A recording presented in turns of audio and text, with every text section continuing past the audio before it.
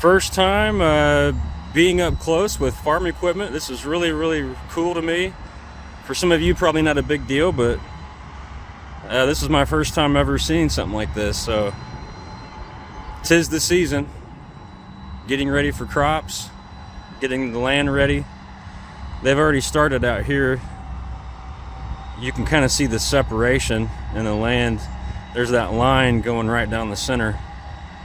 So living the country life, man. This is awesome.